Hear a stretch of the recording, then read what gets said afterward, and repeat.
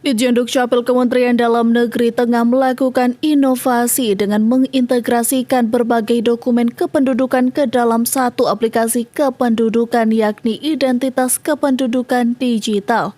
Aplikasi ini berbasis Android maupun iOS.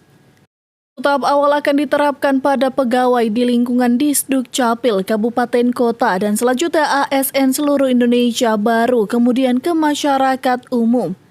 Meski demikian, pelayanan kependudukan dalam bentuk fisik akan tetap berjalan. Menghadapi pemilu 2024 nanti, melalui aplikasi ini juga bisa digunakan warga untuk mengetahui di mana akan menyalurkan hak suara saat di hari pemilihan.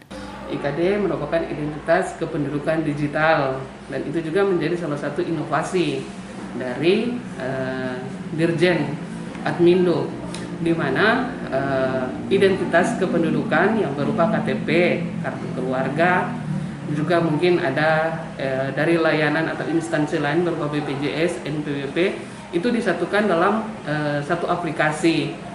Pemerintah masih giat-giat mensosialisasikan. Jadi kalaupun ada masyarakat yang belum memiliki Android yang bisa menginstal aplikasi tersebut, kita di Dinas Dukcapil tetap masih memberikan layanan dengan KTP dalam bentuk fisik. Jadi dengan adanya IKD bukan berarti kita menghilangkan layanan dokumen dalam bentuk fisik, tetap masih sama-sama jalan, dan itu memang sudah dipikirkan oleh pemerintah pusat maupun pemerintah daerah.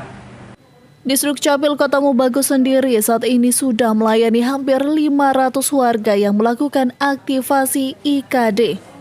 Tim Liputan Kawanua TV.